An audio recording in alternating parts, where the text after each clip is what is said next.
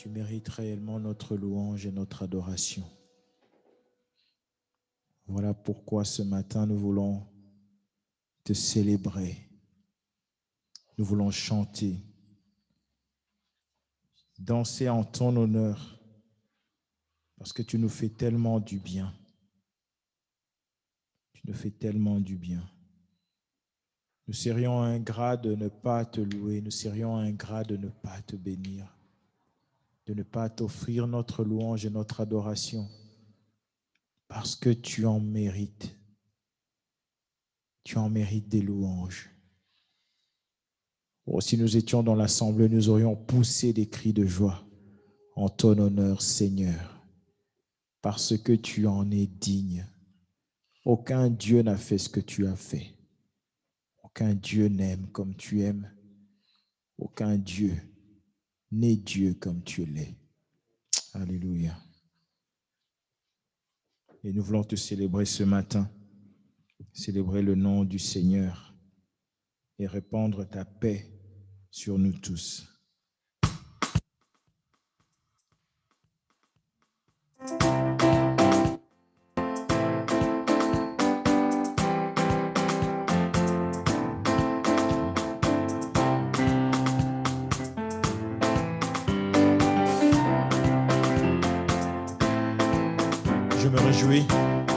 Je me réjouis dans le nom du Seigneur.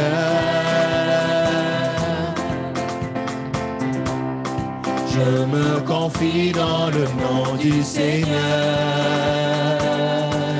Je lève les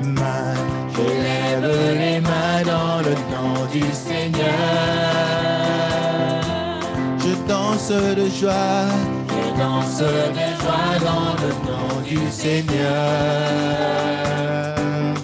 Je célébrerai le nom de celui que mon cœur aime. Oui, je bénirai le nom de mon Sauveur. Je célébrerai le nom de celui que mon cœur aime. Je bénirai le nom du Seigneur.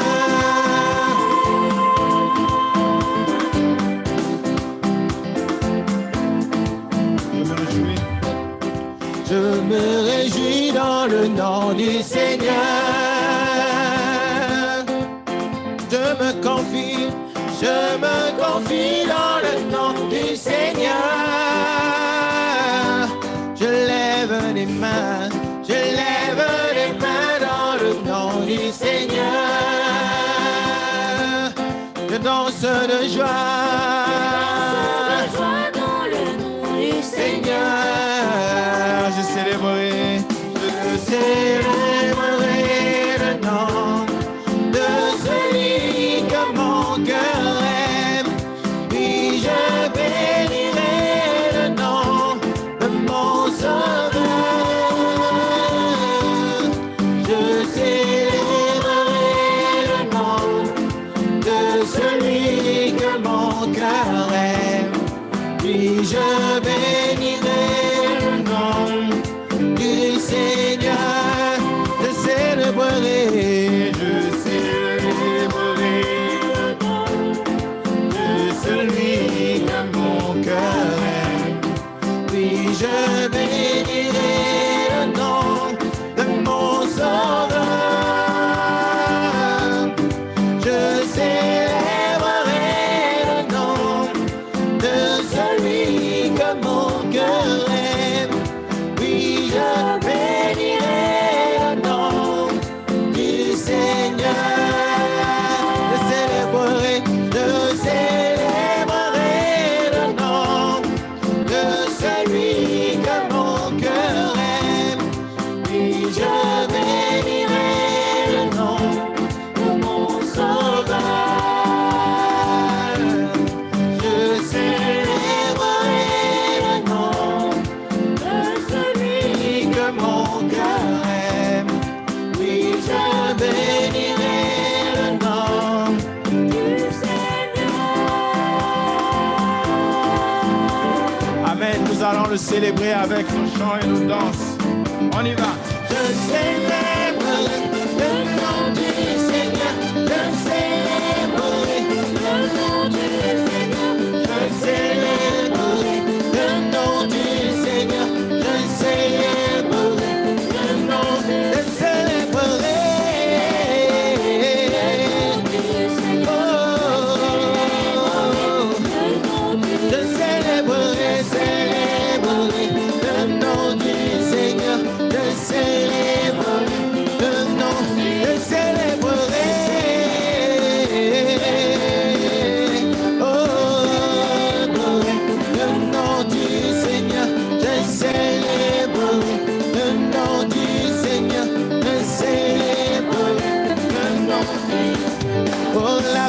La paix de Jésus à tout le monde.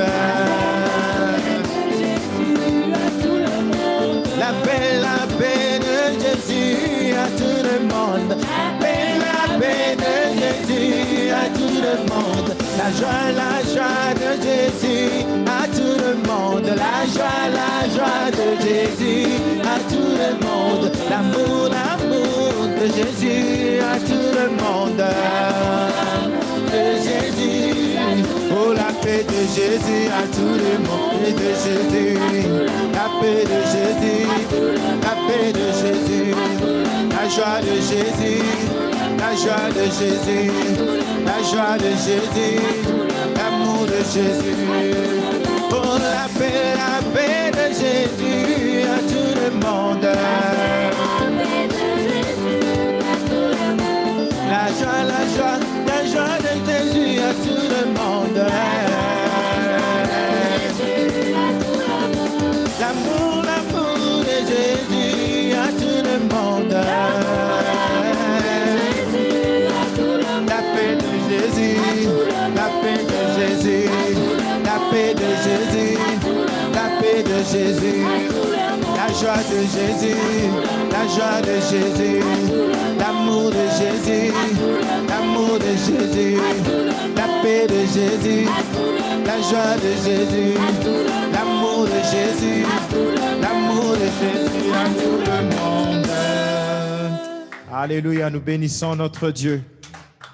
Nous le bénissons et nous allons passer à la prédication, à l'écoute de la parole de Dieu. Et nous prions que le Seigneur puisse nous parler ce matin, comme il sait bien le faire. Amen.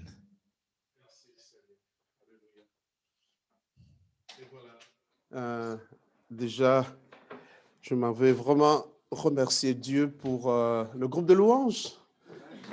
Quel bonheur. Merci, nous. Chélie, merci. Quel beau cantique, quelle belle voix. Nous prions pour que Dieu te donne encore plus de force et beaucoup d'amour pour servir le Seigneur. Merci également à toute l'équipe, à la fois technique et tout ce qui supporte un tout petit peu la retransmission de ces cultes.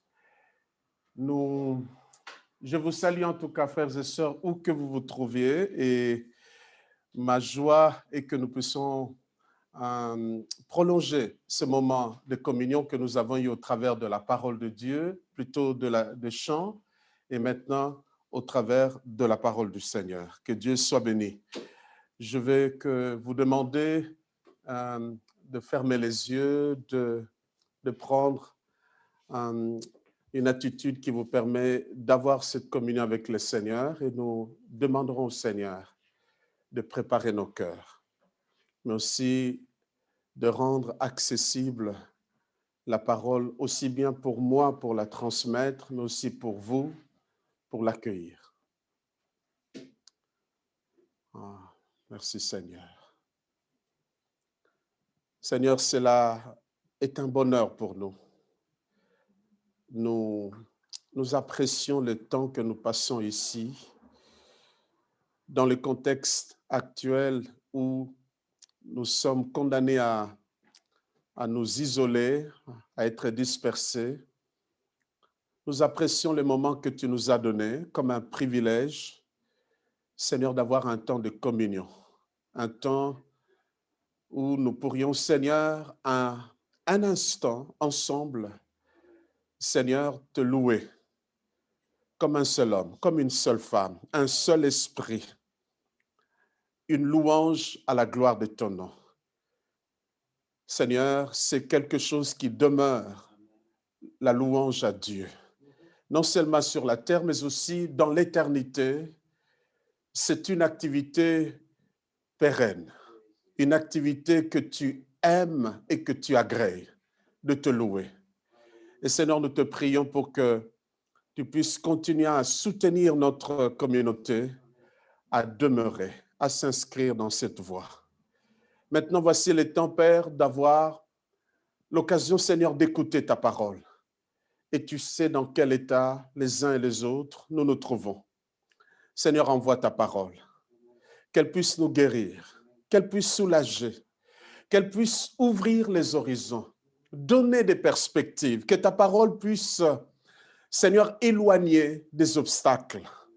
Seigneur, éloigner tout ce qui constitue l'entrave dans notre marche avec toi, dans le Seigneur. Merci de la bénir. Merci d'insuffler ton esprit pour qu'il nous aide non seulement à l'accueillir, mais aussi à la transmettre. Nous te prions au nom de Jésus-Christ. Amen. Amen. Que Dieu soit béni. Voilà, chers frères et sœurs, je voudrais aujourd'hui, dans la dynamique qui s'est imposée à notre communauté depuis le début de l'année, cette dynamique, je crois que je vous rappelle, on a énormément parlé d'amour, énormément parlé de comportements qui privilégient le pardon, la réconciliation, la compréhension mutuelle, l'unité spirituelle.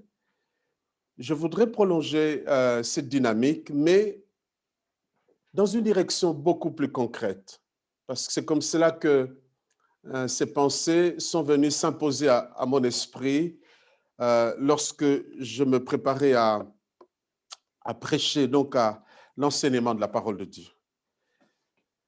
J'aimerais dire simplement que, vous le savez, l'amour et même la parole de Dieu dans son ensemble n'est pas quelque chose d'abstrait. Ce n'est pas quelque chose qui doit rester dans la théorie.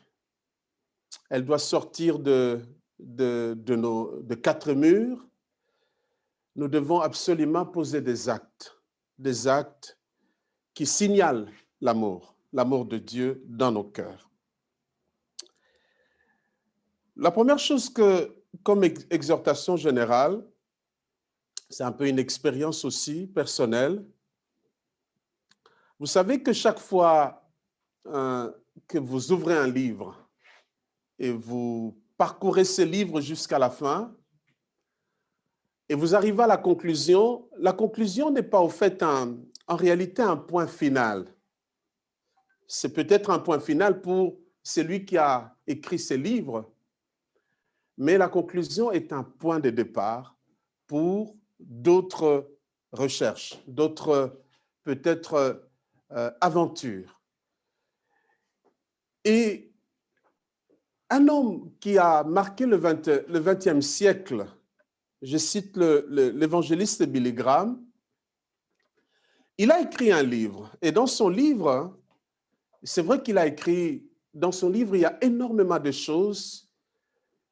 Il aborde, par exemple, tous ses parcours dans le monde, tous ses voyages missionnaires, d'évangélisation, avec des foules. Et cela a contribué à forger également la réputation de Billy Graham dans le monde.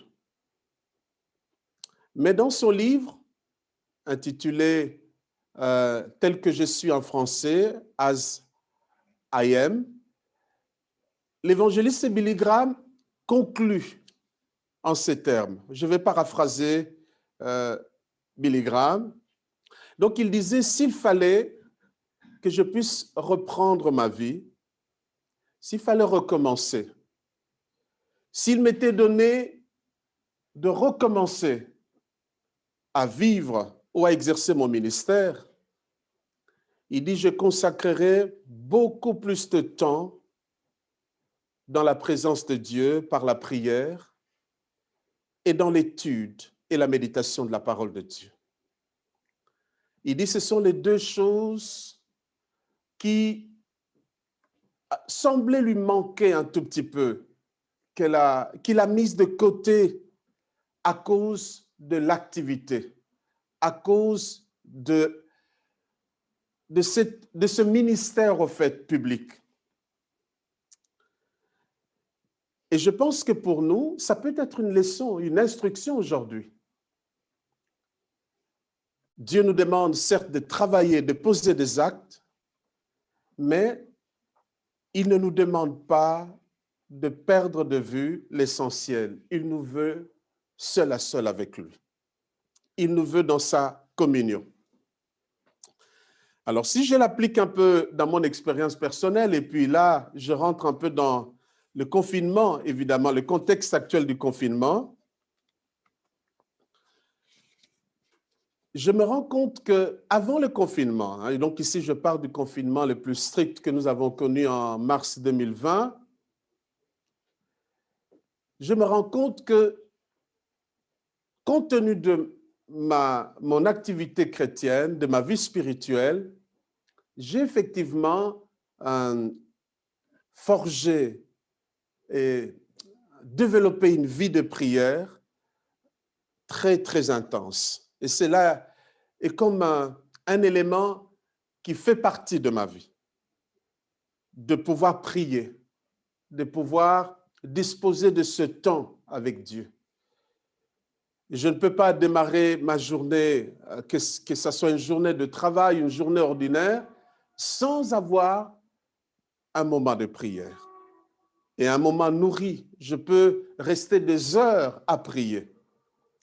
Et je pense aussi que ma responsabilité spirituelle et mon activité chrétienne m'a en quelque sorte imposé la nécessité. Je comprends la nécessité de prier pour pouvoir accomplir l'œuvre de Dieu. Mais je me rends compte aussi que ce n'est pas que j'ai négligé, mais par contre, la méditation de la parole de Dieu, ce n'est pas qu'elle était délaissée, mais elle était un peu, un tout petit peu négligée. Donc, je pouvais la lire de manière assez expresse, et puis je démarrais la vie. C'est comme si, à partir du moment où je priais, la méditation de la parole prenait une petite place, et puis je démarrais la journée. Et le confinement, vous savez qu'il n'a pas apporté que de mauvaises choses, a apporté quand même du temps. Alors, avec ces temps, je me suis dit, Seigneur, je dois investir dans la méditation de la parole. Donc, ce qui fait que les deux éléments qui nourrissent un peu la vie chrétienne dynamique, la prière et la méditation de la parole de Dieu, ont trouvé un tout petit peu le temps nécessaire dans ma vie. Et cela a produit quoi? A produit notamment ces messages que je vous apporte aujourd'hui. Ces messages que je vais vous apporter aujourd'hui, je pense que si il n'y avait pas de confinement, c'est un des thèmes que j'allais probablement zapper, ou j'allais passer rapidement. Vous connaissez tous l'apôtre Paul, ses compagnons, ses principaux amis. Je cite quelques noms, Timothée, Tite, et peut-être dans une moindre mesure, Apollos. Si je vous demande, qu'est-ce que ces hommes, on laisse aujourd'hui comme trace et comme impression, je suis sûr, quasiment des réponses que nous pourrions donner. Ce sont des grands voyageurs, des grands missionnaires. J'utilise le terme grand parce qu'il n'est pas galvaudé. C'était des grands voyageurs. Vous imaginez l'apôtre Paul quitter Jérusalem, voyager jusqu'en Europe, jusqu'en Espagne, évidemment, pour annoncer la parole de Dieu. Un grand voyageur, un grand docteur et des hommes puissants dans la parole, mais aussi dans les actes. C'est vrai, ce que je viens de dire. Pour ceux qui ont l'habitude de lire la Bible, ces premiers aspects de l'apôtre Paul, un voyageur infatigable, un missionnaire important, fait de cet homme un homme exceptionnel. Mais en lisant la Bible, j'ai remarqué qu'ils avaient ensemble une activité dont on parle beaucoup moins dans la Bible. Et cela s'inscrit dans ce que nous avions commencé à parler tout à l'heure, et même au début de l'année, l'amour. Savez-vous que l'apôtre Paul et ses compagnons sont parmi les premiers apôtres qui ont mis en place, je crois, une des organisations humanitaires internationales de l'époque. Est-ce que vous pouvez imaginer, ils ont mis en place une organisation qui devait venir en aide aux frères et aux sœurs partout où ils passaient. L'apôtre Paul pouvait récolter des fonds dans le monde pour aider les chrétiens qui étaient en difficulté à Jérusalem. Il pouvait faire de même à Jérusalem pour pouvoir aider d'autres qui étaient dans le besoin à gauche et à droite. Alléluia. Je vais vous demander de regarder avec moi quelques textes qui montrent cette organisation humanitaire, cette aide, cette œuvre gigantesque. Et donc, à côté de ce que j'ai dit là, des grands aventuriers, des grands voyageurs, des grands missionnaires, des grands docteurs dans la parole de Dieu, des hommes de prière, des hommes de jeûne, mais ils n'ont pas perdu de vue que quelqu'un qui est dans le besoin, en particulier un frère ou une sœur, on devait lui consacrer du temps, des moyens. On ne devait pas le laisser au bord du chemin. Je vais demander à Gaëtan, évidemment, de nous projeter 2 Corinthiens chapitre 8. Nous lirons quelques versets pour établir ça. 2 Corinthiens 8, le verset 1 à 4. Voilà ce que l'apôtre nous dit. Nous vous faisons connaître, frères, la grâce de Dieu qui s'est manifestée dans les églises de la Macédoine. Au milieu de beaucoup de tribulations qui les ont éprouvées, leur joie débordante et leur pauvreté profonde ont produit avec abondance des riches libéralités de leur part.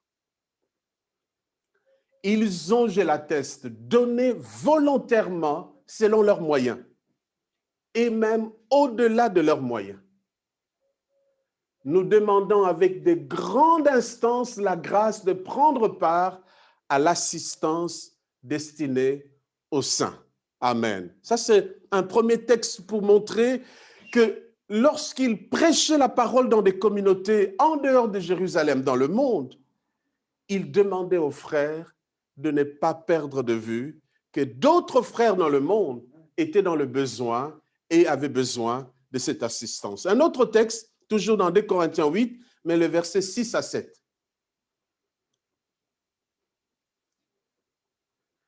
Nous avons donc engagé Tite, parce que je parlais de Tite, un de ses compagnons, à achever chez vous cette œuvre de bienfaisance, comme il avait commencé.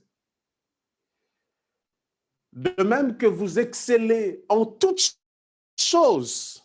Alors là, j'insiste, par exemple, nous pouvons exceller dans notre talent, dans nos ministères. Nous pouvons exceller dans nos dons, les dons spirituels ou d'autres dons naturels. Mais de même que vous excellez en toutes choses, alors l'apôtre cite en foi, en parole, en connaissance, en zèle, à tous égards, et dans votre amour pour nous, faites en sorte d'exceller aussi dans cette œuvre de bienfaisance. Alléluia. Excellez dans cette œuvre de bienfaisance. Merci Seigneur. Nous allons dans le verset 16, à partir du verset 16 à 23, il dit « Grâce soit rendue à Dieu de ce qu'il a mis dans le cœur de Tite le même empressement. » Vous voyez Tite, si vous lisez les textes dans la Bible, Tite, c'était un grand serviteur de Dieu, un grand pasteur qui s'occupait des brebis. Mais Tite, à côté de sa tâche, il se démenait pour aller récolter des fonds, parce qu'envoyé par l'apôtre Paul, parce qu'on devait prendre soin des frères et sœurs. Grâce soit rendue à Dieu de ce qu'il a mis dans le cœur de Tite, le même empressement pour vous. Car il a accueilli notre demande. Et c'est avec un nouveau zèle et de son plein gré qu'il part pour aller chez vous. Nous envoyons avec lui les frères dont la louange en ce qui concerne l'évangile est répandue dans toutes les églises. Et qui de plus a été choisi par les églises. Amen. Vous voyez un peu toute l'organisation qui était mise en place. Toutes les églises l'ont choisi pour être notre compagnon de voyage dans cette œuvre de bienfaisance que nous accomplissons à la gloire du Seigneur, même et en témoignage de notre bonne volonté. Nous agissons ainsi afin que personne ne nous blâme au sujet de cette abondante collecte à laquelle nous donnons nos soins. Car nous recherchons ce qui est bien, non seulement devant le Seigneur, mais aussi devant les hommes.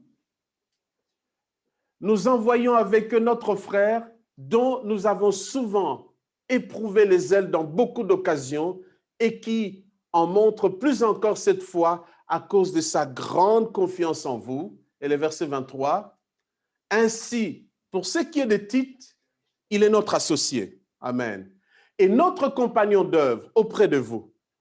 Pour ce qui est de nos frères, ils sont les envoyés des églises, la gloire de Christ. » Amen. Quelle œuvre que souvent nous passons rapidement, mais une organisation incroyable. Je vous donnerai encore quelques versets. On est dans 2 Corinthiens, chapitre 9, le verset 1 à 5. Pour poser correctement cet élément, 2 Corinthiens, chapitre 9, l'apôtre dit, « Il est superflu que je vous écrive touchant l'assistance destinée aux saints. Je connais en effet votre bonne volonté, dont je me glorifie pour vous auprès des Macédoniens, en déclarant que l'Achaïe est prête depuis l'année dernière, et ses ailes de votre part à stimuler le plus grand nombre. J'envoie les frères afin que l'éloge que nous avons fait de vous ne soit pas réduit à néant sur ce point-là, et que vous soyez prêts comme je l'ai dit. » Le verset 4, « Je ne voudrais pas, si les Macédoniens m'accompagnent et ne vous trouvent pas prêts, que cette assurance tournât à notre confusion, pour ne pas dire à la vôtre. J'ai donc jugé nécessaire d'inviter les frères à se rendre auparavant chez vous et à s'occuper de votre libéralité déjà promise, afin qu'elle soit prête de manière à être une libéralité et non un acte d'avarice. » Alors je terminerai avec Romains chapitre 15, versets 22-23. Romains chapitre 15, 22-23. C'est ce qui m'a souvent empêché d'aller vers vous. Voilà, qu'est-ce qui a toujours empêché l'apôtre Paul d'aller vers les Romains? C'est justement le voyage dans le monde. Mais le verset 23, il dit, « Mais maintenant, n'ayant plus rien qui me retient dans ces contrées, et ayant depuis plusieurs années le désir d'aller vers vous, donc le verset suivant, si vous lisez, est-ce qu'on peut poursuivre, Gaëtan? Le verset 24. Voilà, j'espère vous voir en passant quand je me rendrai en Espagne et y être accompagné par vous après que j'aurai satisfait en partie mon désir de me trouver chez vous. Le verset 25.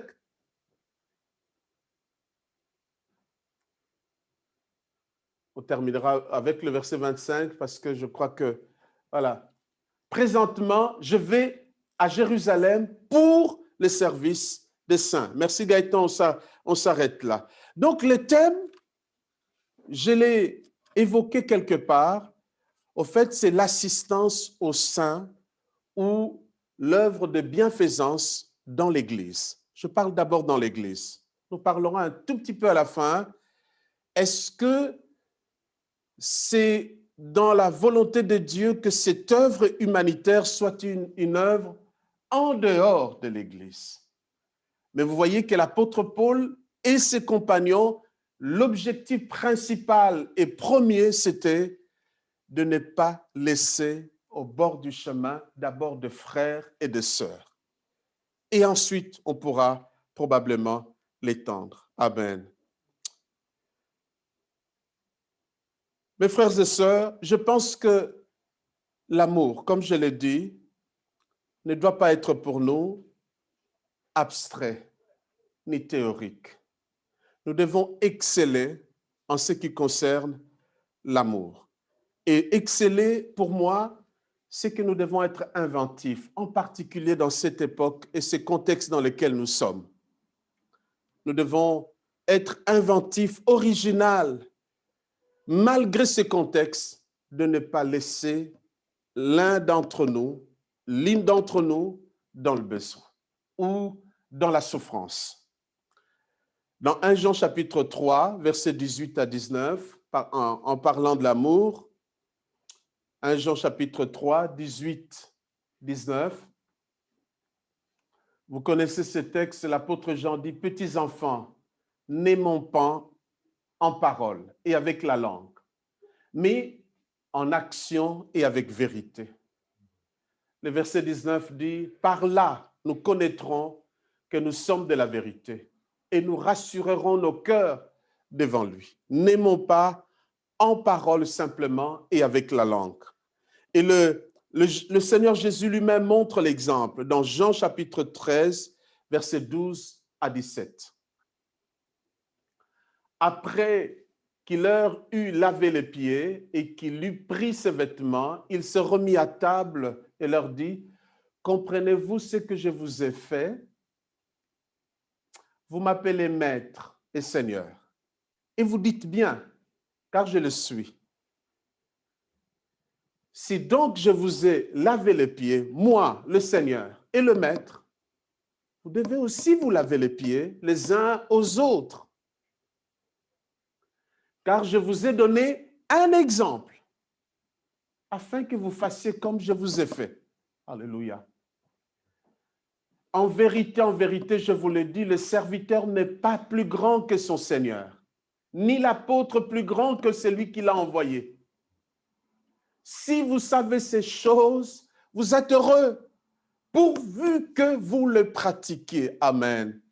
Donc, une partie de notre bonheur vient de quoi?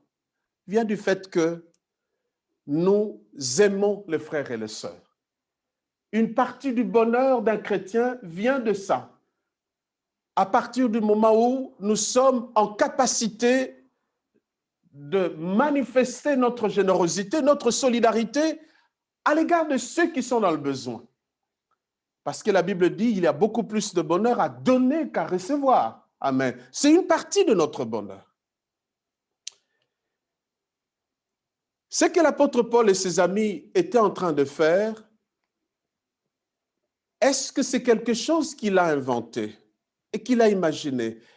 Je pense que non. Il doit avoir de relents beaucoup plus loin dans le temps. Je pense que Jésus lui-même en serait probablement l'exemple. Alors, je vous indique un peu 2 ou 3 versets pour voir comment se comportaient d'abord les apôtres eux-mêmes. Avant de pouvoir l'indiquer précisément, j'aimerais poser quand même ces principes, frères et sœurs. Nous sommes égaux, vous le savez, en Christ. Et c'est un principe. Nous ne pouvons pas, parce que nous avons un don tel ou un autre don, nous imposer comme étant supérieurs à d'autres frères. Nous sommes égaux. Mais le fait d'être égaux n'annule pas les différences. Vous serez d'accord avec moi que nous tous, en venant dans la foi, on est venus quand même à partir d'une situation donnée. Et puis, nous avons des parcours différents. Nous émergeons ou émergeons tous des situations complètement différentes. Regardons dans 1 Corinthiens 1, verset 26, qui indique cette idée. Il y a l'égalité au départ, mais il y a des différences dans l'Église, dans la communauté. On ne peut pas annuler le fait qu'il y en a des gens qui sont, d'une classe supérieure, d'une classe moyenne, d'autres d'une classe beaucoup plus faible. On ne peut pas annuler ce fait-là. On ne peut pas annuler le fait que beaucoup s'en sortent bien sur le plan matériel, d'autres non. Ça, ce sont des différences. Dans 1 Corinthiens 1, verset 26, l'apôtre nous dit, « Considérez, frères, que parmi vous qui avez été appelés, il n'y a ni beaucoup de sages, selon la chair, ni beaucoup de puissants, ni beaucoup de nobles. » Amen. Donc, ça veut dire que il peut se retrouver dans la communauté chrétienne, dans une église locale, d'énormes différences, d'énormes disparités entre nous, en termes de niveau de vie, de mode de vie, de conditions d'existence. Nous ne devons pas ignorer ce fait-là. Alors, comment est-ce que les apôtres, les premiers apôtres, essayaient d'affronter, de montrer un tout petit peu ces différences? Regardez la différence dans Actes chapitre 4, verset 32. Il y avait déjà une différence au départ. La Bible dit la multitude de ceux qui avaient cru. Mais parmi cette multitude, nous ne pouvons pas dire qu'ils venaient tous d'un même pays. Ils avaient tous le même niveau de qualification. Ils n'avaient pas tous le même niveau matériel. Mais la multitude de ceux qui avaient cru n'était qu'un cœur et qu'une âme, malgré ces différences. Nul ne disait que ces biens lui appartinssent en propre, mais tout était en commun entre eux. Alléluia. Mais est-ce que vous savez, parmi ce que Luc dit multitude, qui pouvons-nous mettre? Quels sont les profils qui étaient derrière? Dans Actes chapitre 2, un texte que nous connaissons, Actes chapitre 2, le verset 8. C'est le jour de la Pentecôte. La Bible dit, et comment les entendons-nous dans notre propre langue à chacun? Donc, c'est-à-dire, il y avait déjà des différences de termes culturels. Dans notre langue maternelle, il y avait ces différences. Alors, il y avait qui? Il y avait ceux qui venaient de Parthe, de Mède, des Élamites, ceux qui habitaient la Mésopotamie, la Judée, la Cappadoce, le Pont, l'Asie, la Phrygie, la Pamphylie, l'Égypte, le territoire de la Libye voisine, de Cyrène, et ceux qui sont venus de Rome, juifs et prosélytes. Il y avait des Crétois, des Arabes. Comment les entendons-nous parler dans nos langues des merveilles de Dieu? Ils étaient, la Bible dit, tous dans l'étonnement et ne sachant que penser, ils se disaient les uns aux autres, que veut dire ceci? Alléluia. Et le verset 13 nous dit, mais d'autres se moquaient et disaient, ils sont pleins de vin. Donc, il y avait vraiment une différence. Alors, Gaëtan, si tu peux me remettre le Acte chapitre 4, verset 32. Acte chapitre 4, verset 32. Toute cette multitude-là dont on vient de parler. Vous imaginez notre communauté aujourd'hui, les Arabes, les Égyptiens, les Crétois, les Africains, les Européens, ainsi de suite. La Bible dit, au verset 32, « La multitude de ceux qui avaient cru n'était qu'un cœur, qu'une âme. Nul ne disait que ces biens lui appartenaient en propre, mais tout était en commun entre eux. » Le miracle s'est produit. On peut dire que c'est un miracle. Alléluia, c'est un miracle. Mais il faut qu'on soit d'accord. L'Église va grandir. Donc, il doit y avoir encore d'autres multitudes qui vont venir s'ajouter. Et donc, si on ne fait pas attention dans la manière de traiter les besoins des autres qui en manquent, ça peut être source de division. Et ce qui s'est passé dans la première église, dans Actes chapitre 6, verset 1, il va y avoir une sorte de division. En ces temps-là, le nombre de disciples augmentant. les hellénistes, c'est-à-dire des Juifs qui venaient de la Grèce, on pourrait dire de l'Europe, murmurèrent contre les Hébreux, les Juifs qui sont sur place, parce que leurs veuves étaient négligées dans la distribution qui se faisait chaque jour. La distribution participe à une œuvre de bienfaisance. Amen. L'assistance aux saints. Donc la différence, mes frères et sœurs, nous ne devons pas la négliger. Nous ne devons pas la négliger, nous ne devons pas, en quelque sorte, nous prévaloir en disant, puisque nous sommes tous chrétiens, alors s'il y a des injustices, nous n'avons qu'à nous comporter comme des gens chrétiens. Mais ça peut nous paralyser. Ça peut être source de grandes difficultés. Et c'est ce qui explique que des hommes comme Paul et d'autres, et des apôtres, vont rapidement réparer cette injustice en mettant en place des structures, des organisations comme une réponse à cela. Déjà à l'époque de Jésus, Jean chapitre 6, verset 5, Jésus avait la multitude devant lui. La Bible dit, Jean chapitre 6, verset 5, ayant levé les yeux et voyant qu'une grande foule venait à lui, Jésus dit à Philippe, où achèterons-nous de pain pour que ces gens aient à manger? Alléluia. Et donc, vous voyez bien que notre christianisme, notre amour ne peut pas être quelque chose que nous proclamons à longueur de journée de l'année.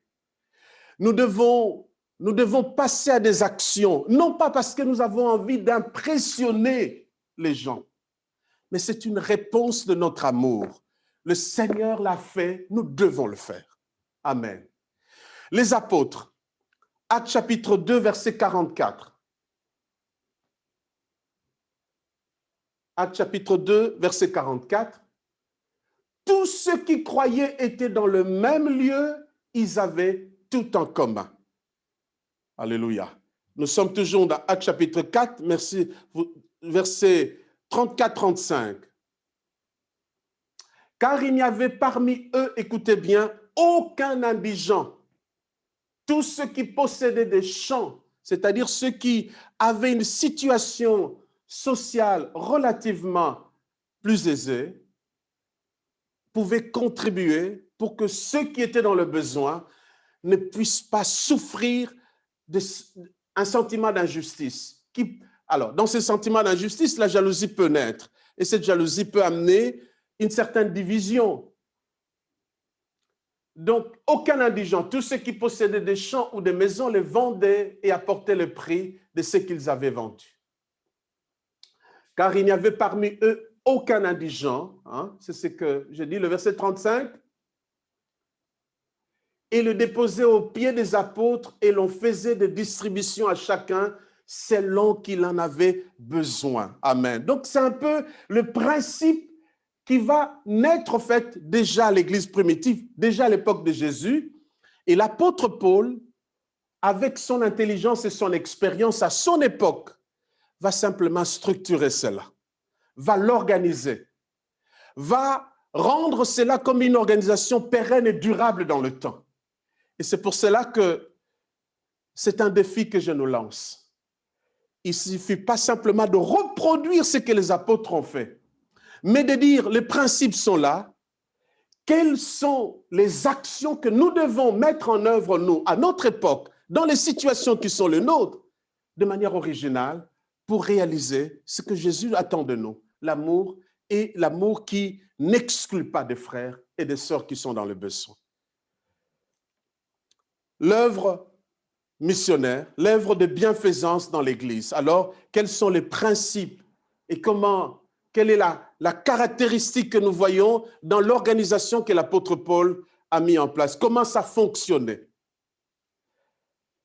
La première chose, frères et sœurs, la caractéristique, et j'espère que si un non-croyant est ici, ne va pas être choqué, l'œuvre de bienfaisance, c'est pour ça qu'on appelle ça l'assistance aux saints, est une œuvre essentiellement tournée vers l'intérieur de l'Église. Ça ne veut pas dire que les chrétiens sont égoïstes, mais nous ne pouvons pas être utiles au monde s'il y a des divisions parmi nous, s'il y a des souffrances parmi nous et nous sommes incapables d'y répondre. Ça peut nous rendre la vie difficile. Or, nous pouvons être mieux armés pour aller à l'extérieur si, à l'intérieur, nous avons une certaine force, une certaine assise, une certaine unité. Donc, c'est une œuvre essentiellement tournée vers l'intérieur. Regardez dans 2 Corinthiens chapitre 8, versets 2 à 4.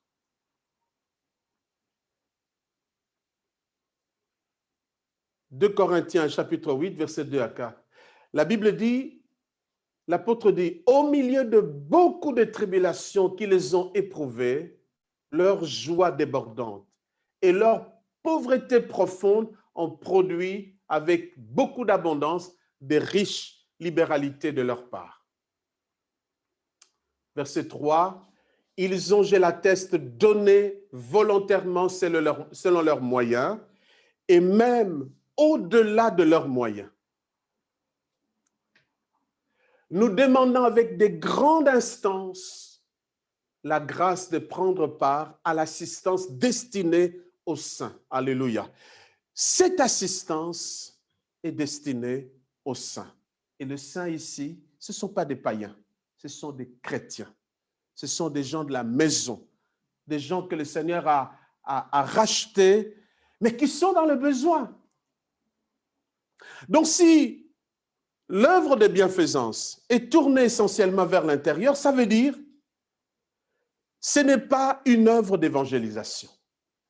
Ça doit être clair pour nous. Ce n'est pas une œuvre d'évangélisation. On n'évangélise pas les chrétiens. Il ne s'agit pas non plus d'une œuvre humanitaire générale, c'est-à-dire tournée vers l'extérieur.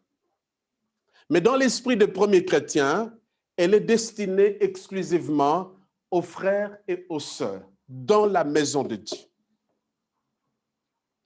C'est très important. Parce que nous ne pouvons pas, comme je l'ai dit, nous payer les luxes des souffrances internes en disant les chrétiens comprendront, nous devons atteindre le monde. Non, non, le Seigneur voudrait que nous démarrons par notre Jérusalem d'abord. Notre Jérusalem doit être solide, uni, et nous devons répondre à cela.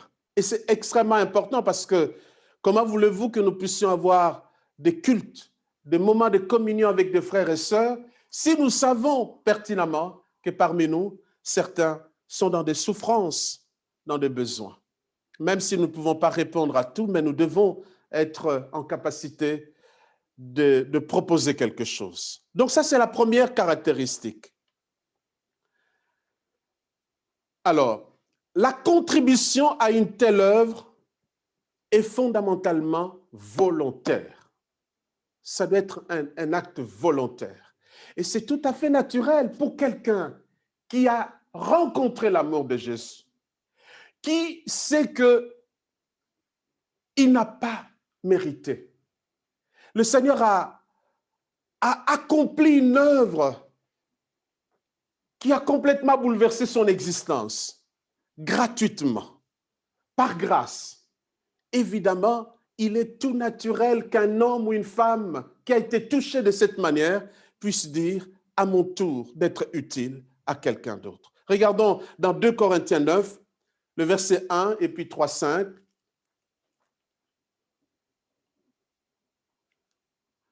2 Corinthiens 9, verset 1, l'apôtre dit, je reprends ce texte-là, « Il est superflu que je vous écrive touchant à l'assistance destinée aux saints. » Parce qu'ils avaient déjà la volonté, au fait, les Corinthiens. Donc, c'est superflu que je puisse vous rappeler cela, parce que vous avez aussi l'amour et la volonté. Le verset suivant, 3, Gaëtan, il dit, « J'envoie les frères afin que l'éloge que nous avons fait de vous ne soit pas réduit à néant sur ce point. » C'est-à-dire qu'ils étaient réputés pour ça, d'avoir une telle générosité, un tel amour, une telle passion. Et que vous soyez prêts, comme je l'ai dit. Verset 4. je ne voudrais pas, si les Macédoniens m'accompagnent et ne vous trouvent pas prêts, que cette assurance tourne à notre confusion, pour ne pas dire à la vôtre. J'ai donc jugé nécessaire d'inviter les frères à se rendre auparavant chez vous, à s'occuper de votre libéralité déjà promise, afin qu'elle soit prête, de manière à être une libéralité et non un acte d'avarice. Amen. Vous savez que vous connaissez l'histoire d'Ananie et Saphira. Hein? Ça, c'est un acte d'avarice. C'est-à-dire à partir du moment où le couple voyait qu'il y avait une générosité dans l'Église, dans la communauté, des gens qui avaient l'habitude de donner librement et volontairement, et qu'il y avait un certain honneur qui était attaché à ces personnes, ils ont voulu imiter ces comportements, mais en cachant les choses. La Bible dit, vous savez ce qui leur est arrivé, c'est la mort. C'est un acte d'avarice. Ça doit être un acte volontaire. Nous ne devons pas rentrer dans une forme de compétition. Qui a donné plus, qui a donné moins? Non. Mais c'est pour ça que l'apôtre Paul dit, je vous envoie des frères auparavant, une manière d'organiser pour que ce que vous avez promis soit organisé à temps. Et comme ça, nous pourrions faire ce travail-là. Et donc là, la nécessité d'une certaine organisation. Un autre texte dans 2 Corinthiens 8, versets 10 à 12. 2 Corinthiens chapitre 8, versets 10 à 12. Il est écrit, c'est un avis que je vous donne là-dessus, car cela vous convient, à vous qui non seulement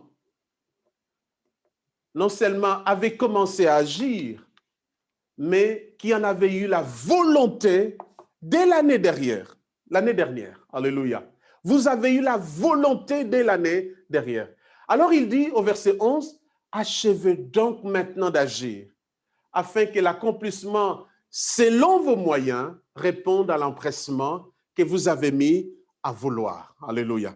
Donc j'insiste sur l'élément, c'est un acte volontaire. Alors, on peut se poser la question, combien je dois donner? Mais si c'est un acte volontaire, nous ne pouvons pas nous poser cette question-là.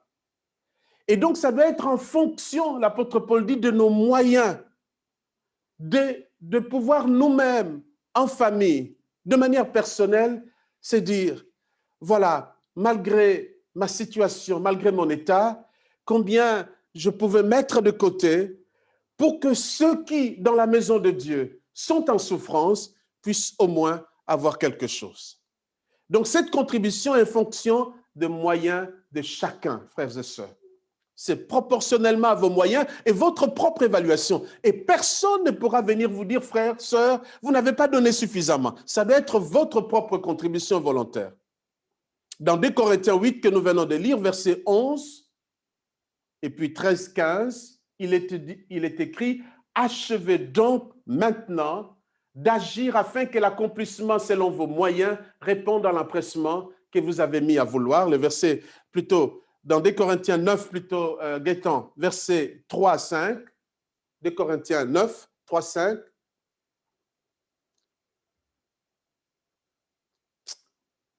Alors, il dit, j'envoie les frères afin que l'éloge que nous avons fait de vous ne soit pas réduit à néant sur ce point. Et que vous soyez prêts, comme je l'ai dit. Amen. Donc, à part la caractéristique en fonction des moyens, tu peux t'arrêter là au 3, Gaëtan, je vais reprendre. Donc, à part la caractéristique en fonction de nos moyens, et puis je pense que ça doit devenir, parmi nous, chrétiens, je ne dirais pas une habitude, je dirais même un comportement. Ça doit devenir une coutume que nous développons. C'est de préparer un moyen, des ressources, pour moi personnellement, pour la famille, à des temps réguliers, pour satisfaire à des besoins des autres personnes. Et c'est pour cela que ce texte que nous sommes en train de lire, l'autre caractéristique, ça doit être, une préparation que nous devons faire quotidiennement, Alors, je continue, Gaëtan. J'envoie les frères afin que l'éloge que nous avons fait de vous ne soit pas réduit à néant sur ce point et que vous soyez prêts, comme je l'ai dit, le verset 4. Je ne voudrais pas, si les Macédoniens m'accompagnent et ne vous trouvent pas prêts, que cette assurance tourne à notre confusion, pour ne pas dire la vôtre. Verset 5. J'ai donc jugé nécessaire d'inviter les frères à se rendre auparavant chez vous et à s'occuper de votre libéralité déjà promise, afin qu'elle soit prête, de manière à être une libéralité, non un acte d'avarice. Donc une promesse. L'autre texte pour terminer sur cet aspect-là, 1 Corinthiens 16, versets 1 à 3. Pour ce qui concerne la collecte en faveur des saints, agissez vous aussi comme je l'ai ordonné aux églises de la Galatie. Le verset 2, que chacun de vous, voilà ce qui était recommandé aux chrétiens à ce moment-là, de manière assez régulière, le premier jour de la semaine, mette à part chez lui ce qu'il pourra. Ça en revient encore à l'idée, selon ses moyens, selon vos moyens, ce qu'il pourra, selon sa prospérité, afin qu'on n'attende pas mon arrivée pour recueillir les dons. Et quand je serai revenu, j'enverrai avec des lettres pour porter vos libéralités à Jérusalem, les personnes que vous aurez approuvées. Est-ce que vous imaginez, peut-être qu'on n'a pas une idée de géographie. Voyez Corinthe, voyez Jérusalem. Donc, on va récolter ces dons-là. À l'époque, il n'y avait pas de voitures, il n'y avait pas de train, il n'y avait pas... C'est par bateau avec des risques. Et des frères s'est déplacé pour aller chercher.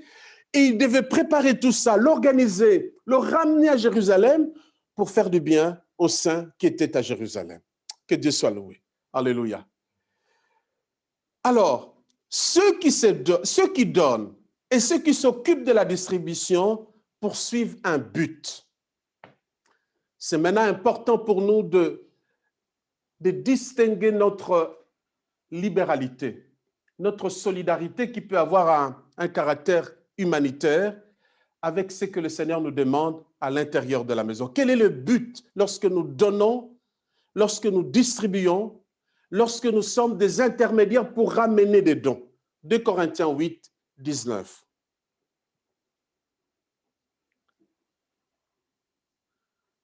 Quel est le but lorsque toi, moi, nous donnons? Lorsque vous, famille, vous donnez? Alors l'apôtre dit, et qui de plus a été choisi par l'Église pour être notre compagnon de voyage dans cette œuvre de bienfaisance que nous accomplissons à la gloire du Seigneur même et en témoignage de notre bonne volonté. La bonne volonté est de nouveau insister, mais le travail que nous faisons, c'est à la gloire du Seigneur. Amen. C'est à la gloire du Seigneur. Maintenant, un point qui me semble capital. Quelle est la finalité de cela? Pourquoi nous devons agir de manière régulière? Déjà, l'apôtre Paul dit à la gloire du Seigneur. Dans 2 Corinthiens chapitre 9, le verset 10 à 15, l'apôtre dit, c'est lui qui fournit de la sémence au semeur, donc c'est Dieu, et du pain pour sa nourriture.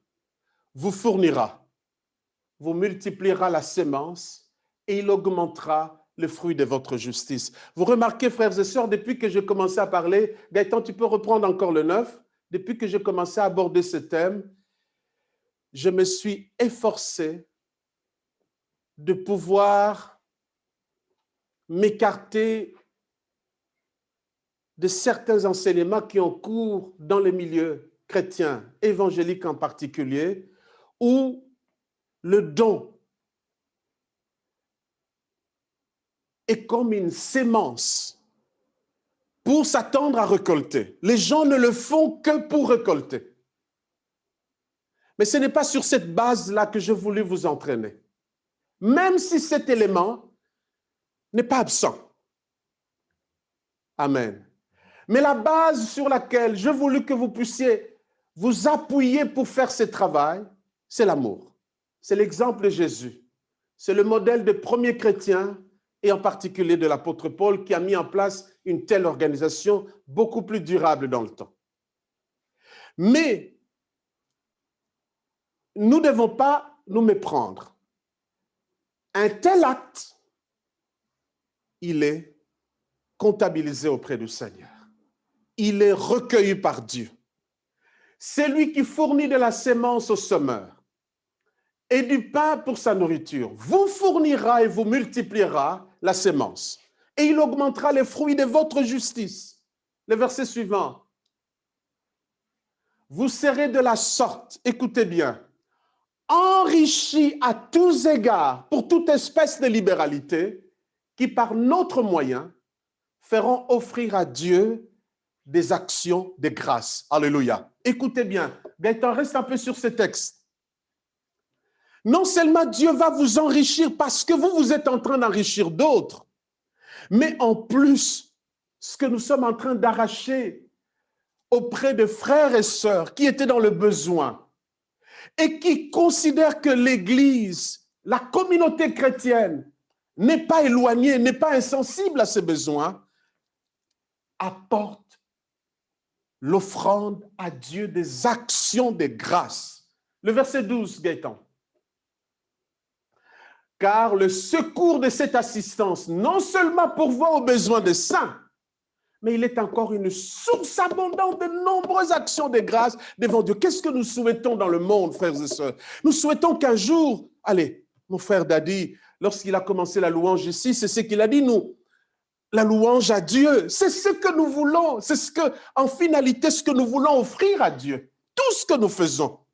Alors, si un frère est dans le besoin, vous pensez que la louange serait quelque chose d'aisé, de facile? Si un frère est dans les difficultés, que ce soit matérielles ou autres, elle a du mal ou il a du mal à pouvoir rendre grâce à Dieu. Mais le fait que nous puissions agir de la sorte, nous libérons l'action de grâce dans le cœur de certaines personnes. Le verset 13. En considération de ces secours dont ils font l'expérience, ils glorifient Dieu de votre obéissance dans la profession de l'évangile de Christ. Alléluia. Et de la libéralité de vos dons envers eux et envers tous. Le verset 14. Alléluia.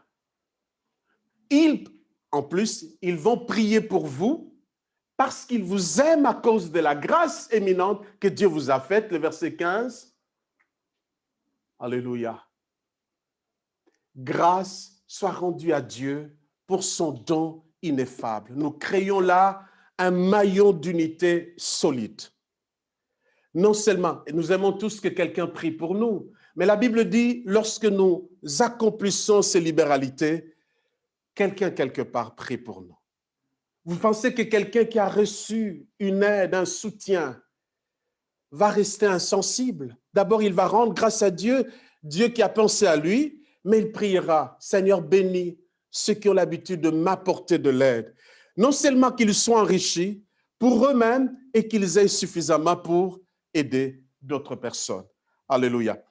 Je suis en train de conclure, mais je voudrais vous relier à quelque chose par rapport à ce que je viens de dire. La finalité de notre vie chrétienne, un jour, certes, nous devons être auprès de Dieu, mais pour faire quoi? Mais pour rendre grâce, pour le louer, pour le célébrer. Donc le fait que nous nous privons de soutien mutuel, de l'aide, de cette incapacité à ne plus discerner qui est dans le besoin, ça doit être des signaux pour nous. Si nous sommes incapables de répondre aux besoins des autres, ça doit être des signaux pour nous. Est-ce que l'amour est encore présent parmi nous? Et donc, si nous ne le faisons pas, non seulement nous manquons à quelque chose qui est essentiel, mais aussi nous privons notre roi de ce qui lui est cher, c'est-à-dire qu'on puisse le louer, qu'on puisse le rendre grâce. Il y a un texte que nous avons lu à la fin de l'année passée, lors de nos réunions de prière. Je voudrais prendre quelques versets. On est dans le psaume 50. Le psaume 50. Le verset 1 nous dit, vous connaissez ce texte sans doute, le psaume d'Asaph. Dieu, l'Éternel, parle et convoque la terre. Donc vous entendez là la solennité. Dieu parle et convoque la terre. Depuis le soleil levant jusqu'au soleil couchant. De Sion, beauté parfaite, Dieu resplendit. Il vient notre Dieu. Il ne reste pas en silence. Devant lui est un feu dévorant. Autour de lui, une violente tempête. Donc, on est en train de décrire, il est sur le trône. Mais il convoque la terre. Mais pour dire quoi? On pourrait dire, oh là là, il y a quelque chose de grave qui arrive. Quelque chose d'extraordinaire qui arrive. Un jugement probablement. Le verset 4. Il crie vers le ciel en haut et vers la terre pour juger son peuple. Mais le jugement ici n'est pas simplement comme nous pensons la condamnation. Il dit, rassemblez-moi mes fidèles qui ont fait alliance avec moi par le sacrifice. Alors, qu'est-ce qu'il va leur dire? Qu'est-ce qui va être solennel qu'il va leur dire? Une seule chose. Le verset 14 et puis le verset 23. Il dit à ses fidèles, alors qu'il les a convoqués, offre pour sacrifice à Dieu des actions de grâce. Et donc vous comprenez pourquoi un chrétien dans le besoin, et que nous voyons dans le besoin, ou nous savons qu'il est dans le besoin, à qui la majorité, peut-être ceux qui pouvaient faire quelque chose ne l'ont pas fait, alors que Dieu le demande, offrir pour sacrifice à Dieu des actions de grâce et accomplis tes vœux envers le Très-Haut. Le Seigneur va reprendre ce texte au verset 23. Le verset 23, celui qui offre pour sacrifice des actions de grâce me glorifie. Et à celui qui veille sur sa voie, je ferai voir le salut de Dieu. Alléluia. Et si nous privons des frères et des sœurs de la possibilité de rendre grâce à Dieu, c'est-à-dire nous les empêchons, en fait, en quelque sorte, nous le maintenons dans une vie chrétienne du surplace. L'incapacité, au fait, de voir le salut de Dieu et de glorifier le Seigneur. Beaucoup de choses qui pourraient être dites, mais je pense que ça, c'est l'essentiel. Je reprends 2 ou 3 petits mots. L'apôtre Paul n'a pas fait ce travail seul. C'est une vraie organisation, une vraie collaboration. Il y avait des hommes comme Tite, Timothée, d'autres frères. Les églises y participaient. Collecte ici, dans un coin, une contrée, vers une autre. Et pour répondre à cet appel magnifique du Seigneur, c'est lui qui offre des actions de grâce au Seigneur. Maintenant, est-ce que c'est un péché de pouvoir aider quelqu'un qui n'est pas dans le Seigneur? Est-ce que l'Église ne peut pas exercer une activité de ce type envers ceux du dehors? Il n'y a rien qui nous interdit. Il n'y a absolument rien qui nous empêche de pouvoir le faire. Matthieu chapitre 5, 46 à 48, nous terminerons là. Matthieu chapitre 5, le Seigneur dit, « Si vous aimez ceux qui vous aiment, quelle récompense méritez-vous » Les publicains, pour parler peut-être généralement, les païens aussi, n'agissent-ils pas de même? Et si vous saluez seulement vos frères, que faites-vous d'extraordinaire? Voyez bien, Ça peut paraître extraordinaire ce que l'apôtre Paul faisait, mais Jésus considère que c'était naturel, ordinaire et normal que nous puissions nous entraider. Donc, nous ne faisons pas quelque chose d'extraordinaire. Mais ne pas le faire, c'est quand même quelque chose d'inacceptable.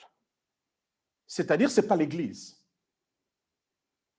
L'Église, dans l'entendement à la fois de Jésus, des apôtres, doit aider ceux qui sont dans le besoin à l'intérieur. Les païens aussi n'agissent-ils pas de même? Verset 48. Soyez donc parfaits comme votre Père céleste est parfait. Donc nous comprenons, être parfait dans ce sens, ça veut dire, non seulement nous avons pris soin de ceux de l'intérieur, et nous sommes aussi en capacité de prendre soin de ceux de l'extérieur. Amen.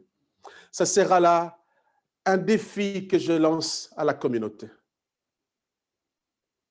Est-ce qu'il y a des hommes et des femmes en capacité de produire des projets, d'inventer, de monter des possibilités? N'oubliez pas, il ne faut pas simplement, en quelque sorte, se cacher derrière une organisation si elle existe. Mais ça doit être d'abord individuellement une volonté de faire. Ça ne doit pas être exclu. Mais ne restons pas passifs cette période. Le monde a besoin de nous, chrétiens, pour savoir ce que nous pouvons faire, ce que nous pouvons apporter dans des temps comme celui-ci ou d'autres temps.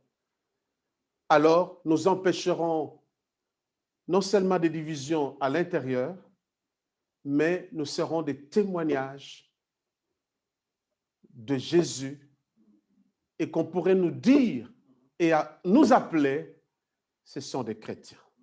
Ils sont comme Christ. Amen. Nous allons prier, frères et sœurs. Alléluia. Notre Père, j'ai le sentiment que tu nous appelles à un retour à la source. Car depuis le début de l'année, tu as maintenu ton Église dans une dynamique à laquelle nous avons du mal à nous détacher. C'est du reste le message essentiel. C'est du reste les témoignages essentiels. Mais Seigneur, tu sais combien nous avons parfois du mal à expérimenter cette réalité.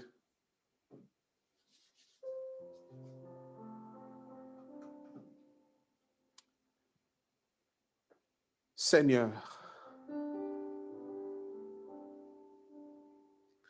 préserve la communauté des distractions.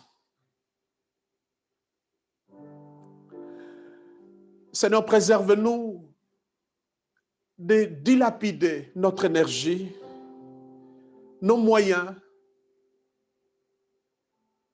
nos ressources, notre temps dans des choses qui ne comptent pas ou qui ne comptent pas prioritairement. Seigneur, je prie pour qu'il y ait dans l'Église, alors que ce message était prêché par ton esprit, des initiatives, des volontés qui émergent, des libéralités qui se libèrent, une solidarité comme nous ne l'avons jamais vécue auparavant. Seigneur, des barrières qui tombent et qui permettent à l'Église de témoigner ton amour, non seulement à l'intérieur de la communauté, mais au-delà, Père. Notre Dieu, la Bible dit l'amour de Dieu répandu dans nos cœurs par le Saint-Esprit. Que cet amour abonde, se développe, s'approfondisse encore, oh Dieu. Nous savons que le temps est mauvais, le temps est compliqué, mais celui qui marche dans l'amour, il a accompli la loi. Il est parfait. Seigneur, je prie pour cela. Donne-nous ce nouveau vêtement. Débarrasse-nous des vêtements anciens, ô Dieu, mais remplis-nous de ces vêtements capables d'être exceptionnels, d'exceller, non pas parce que nous aurons été des grands aventuriers de la foi, des grands docteurs de l'enseignement de la parole, mais nous aurons été des hommes et des femmes capables d'aimer, capables de poser des actes qui bouleversent, qui arrachent l'action des grâces, qui stimulent l'adoration, les prières dans les cœurs de ceux qui en ont besoin. Merci pour cet enrichissement dans l'Église. Bénis ta parole et bénis ta communauté. Au nom de Jésus, nous te prions. Amen. Amen. Que Dieu vous bénisse. Que Dieu vous bénisse. Alléluia.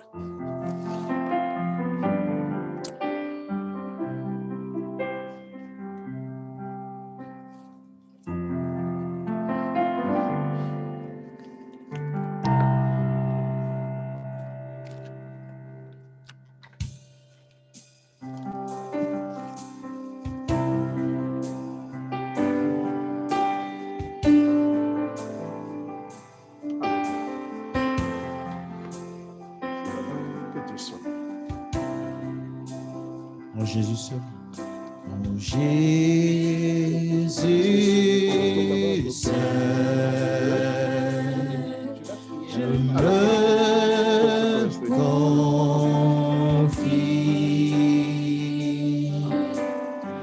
Il me donne force, calme et puissance, même si les océans se déchaînent, je les traverserai avec toi. Verras-tu dormir les tempêtes, je suis tranquille, car tu es là. Je suis tranquille, car tu es là. Même si les océans se déchaînent, je les traverserai avec toi. Verras-tu dormir des tempêtes, je suis tranquille, car tu es là. Je suis tranquille, car tu es là. Je suis tranquille.